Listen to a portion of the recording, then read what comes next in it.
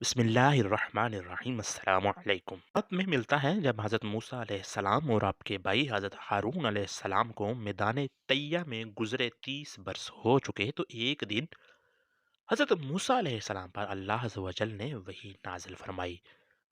اے موسیٰ، فلاں روز فلاں وقت اور فلاں جگہ ہارون کو اپنے پاس بلا لوں گا۔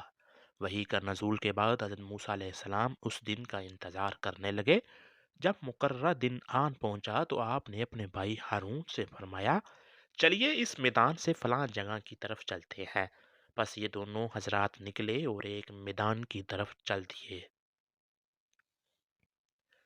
وہاں پہنچے تو دیکھا ایک باغ ہے جس کے نیچے نہر رواں ہے اور اس کے کنارے پر ایک پرتکلف تخت لگا ہوا ہے۔ حضرت ہارون کو یہ منظر بہت لگا اور آپ آگے بڑھ کر اس تخت پر بیٹھ گئے اور حضرت موسیٰ سے کہنے لگے، ہمیں یہاں رہنا چاہیے، کیا ہی یہ خوب جگہ ہے۔ آپ نے یوں فرمایا ہی تھا کہ اسی وقت رب العالمین کی طرف سے حضرت ملک الموت کو حکم ہوا اور انہوں نے حضرت ہارون علیہ السلام کی روح قبض کر لی۔ کہا جاتا ہے کہ جس تخت پر حضرت ہارون علیہ السلام لیٹے تھے، آپ کی وفات کے بعد آپ کو اس تخت سمیت یا تو آسمانوں پر اٹھا لیا گیا تھا یا وہ تخت زمین کے اندر غائب ہو گیا تھا۔ اس کے بعد جب حضرت موسیٰ علیہ السلام اپنی قوم کی طرف واپس گئے اور جا کر انہیں بتایا کہ میرے بھائی ہارون کا انتقال ہو گیا ہے، تو یہ سن کر بنی اسرائیل نے حضرت موسیٰ علیہ السلام سے کہا، وہ مرے نہیں، شاید تم نے ہی مارا ہوگا۔ اس پر حضرت موسیٰ علیہ السلام نے فرمایا، میں نے ان کو نہیں مارا، اس بات کو اللہ تعالیٰ خوب جانتا ہے۔ وہ بولے، اگر تم نے نہیں مارا تو ان کی لاش ہم کو دکھاؤ۔ تب حضرت موسیٰ علیہ السلام نے اللہ رب العالمین کی بارگاہ میں دعا کی کہ اے مولا، تو جانتا ہے میری قوم مجھ پر کیا الزام لگا رہی ہے، اب تو ہی میری اس مشکل سے نکلنے میں مدد فرما۔ چنانچہ اللہ تعالیٰ نے آپ کی دعا کو شرف قبولیت بخشا اور ہارون علیہ السلام کی لاش مبارک اسی تخت سمیت وہاں نمودار ہوئی جہاں قوم حضرت موسیٰ علیہ السلام سے سوال کر رہی تھی۔ قوم کے لوگ آگے بڑھے اور حضرت موسیٰ علیہ السلام کی لاش کو سراتا پا دیکھنے لگے، کہیں کا کچھ نشان مل جائے یا کہیں کچھ زخم مل جائے تاکہ یہ یقین آ جائے کہ اس کو حضرت موسیٰ نے ہی قتل کیا ہے۔ لیکن انہیں حضرت ہارون کے جسم پر کوئی زخم کا نشان نہ ملا۔ اس کے باوجود انہوں نے یقین نہ کیا اور موسیٰ کو ہی ان کا قاتل ٹھہراتے رہے۔ قوم کی یہ حالت دیکھی تو حضرت موسیٰ نے پھر اللہ کی بارگاہ میں دعا کی۔ تب حضرت ہارون اسی لمحے اٹھ کر بیٹھ گئے اور اپنی قوم کو بتانے لگے کہ مجھے قتل نہیں کیا گیا۔ حضرت ہارون نے قوم کو یہ بتایا اور اس کے بعد دوبارہ اسی تخت پر لیٹ گئے اور وہ تخت ایک مرتبہ پھر سب کی نظروں سے الجھل ہو گیا۔ ناظرین، اس واقعہ کے بعد حضرت موسیٰ اپنی قوم میں مزید 3 برس تک زندہ رہے۔ پھر ایک روز حضرت ملک الموت آپ کے پاس آئے۔ ملک الموت یعنی اسرائیل سے پوچھا، کیا آپ میری زیارت کو آئے ہیں یا روح قبض کرنے کے واسطے؟ وہ بولے، میں تو روح قبض کرنے کو آیا ہوں۔ موسیٰ علیہ السلام نے دریافت فرمایا، کس رستے آپ میری روح قبض کریں گے؟ وہ بولے، آپ کے منہ سے۔ موسیٰ علیہ السلام نے فرمایا، آپ کو معلوم ہونا چاہیے اس منہ سے میں خدا سے کلام کرتا رہا ہوں۔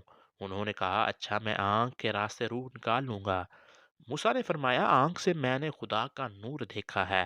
انہوں نے کہا، اچھا، ہم پاؤں سے نکال لیں گے۔ تو موسیٰ نے فرمایا، میں پاؤں سے چل کر کوہ طور پر جاتا تھا۔ انہوں نے عرض کیا، اچھا، پھر جیسے خدا کا حکم ہوگا آپ کی روح قبض کر لوں گا۔ یہ سن کر موسیٰ علیہ السلام جلال میں آ گئے اور فرمایا، اے ملک الموت، کتنے ہی کلام میں خدا نے اسے بالواسطہ کیے اور کوئی بیچ میں واسطہ نہ تھا۔ بس اس ذات کی قسم، میں جلدی جان دینا اپنی تسلیم نہ کروں گا اور خداوند قدس سے میرا اور بھی سوال ہے۔ ملک الموت یہ سن کر واپس چل دیا، اللہ کی بارگاہ میں عرض کیا، یا رب العالمین، تو خوب جانتا ہے جو موسیٰ علیہ السلام نے مجھے کہا ہے۔ اس کے بعد اللہ نے حضرت موسیٰ پر وحی نازل کی اور فرمایا، اے موسیٰ، تو ہماری طرف آنے کو راضی نہیں ہے؟ تو موسیٰ نے عرض کیا، اے میرے پروردگار، میں تیرے پاس آنے کو راضی ہوں، مگر ایک بار تیرے دیدار کی تمنا رکھتا ہوں کہ میں کوہ طور پر جا کر مناجات اور شکر کروں اور وہیں تیرا کلام سنوں، 1000 جان میری فدا ہو تیری کلام پر۔ پس حضرت موسیٰ نے خدا کے حکم سے کوہ طور پر جا کر عرض کیا، खुदाया मैं ने अपनी आल और उम्मत तुझको सौंपी, उसको तो अपनी रज़ा में रखियो और उनके अम्माल हराम से भी बाज़ रखियो और उनको रोज़ी हलाल दीजिए क्योंकि मेरी उम्मत नातवां है।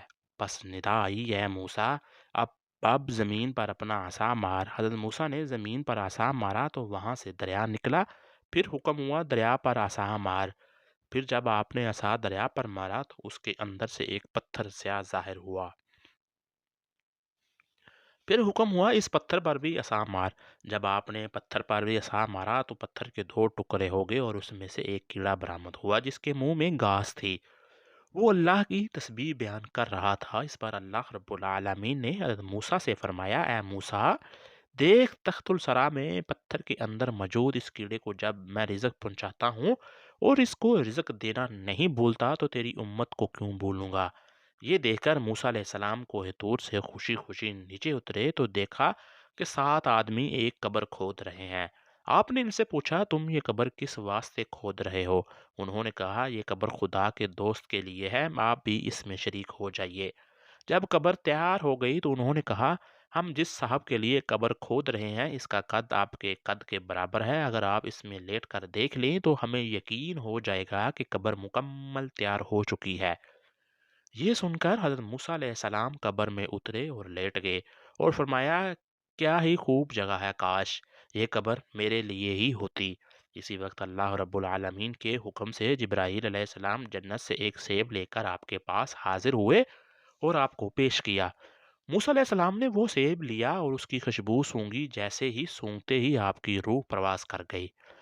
मनकूल है कि जब आपकी रूह कब्ज़ कर ली गई तो अल्लाह ताला के हुक्म से फरिश्तों ने आपको गुस्ल दिया और बहिश्त का कफन पहनाया, नमाज जनाजा पढ़ी और इसी कब्र में दफन कर दिया।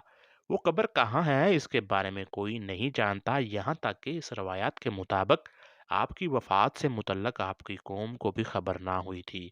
यही वजह है कि आपकी कब्र अथर आज तक पोशीदा है। इस हवाले से एक और रवायत जो हज़रत अबू हुरैरा रज़ी अल्लाह ताला अन्हु से मरवी है, वो कुछ यूँ है कि रसूलुल्लाह सल्लल्लाहु अलैहि वालिहि वसल्लम ने फरमाया, अगर मैं उस जगह होता तो तुमको मूसा की कब्र का निशान दिखाता। वो सुरख टीला यानी कसीबुल अहमर के करीब उसी जगह दफन है। ज़िया मुक़द्दसी कहते हैं कि अरिहा में सुरख टीले के करीब एक कब्र है जिसको हज़रत मूसा अलैहिस्सलाम की कब्र बताया जाता है।